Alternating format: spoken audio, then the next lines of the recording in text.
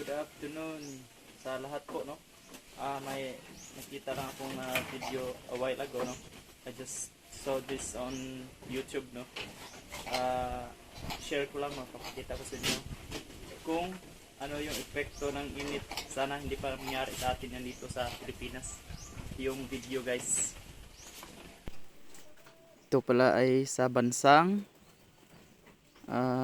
Mauritania. Yan. So, ito yung epekto ng init sa kanilang lugar.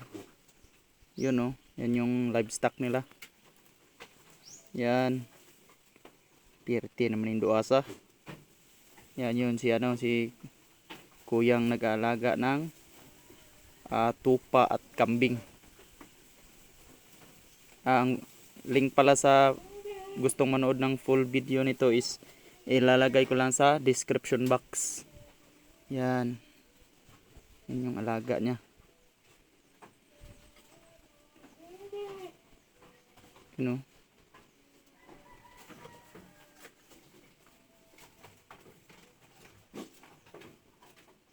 Yan, hindi kayo paniwala sa papakain niya. Yan. Napay pintal. Birada. Sus. Karton yung kinakain nila, guys. Sa cardboard. Sambot sa Tagalog, karton. Yun, oh. Sa mukha lang kanding, oy. Kaluuya.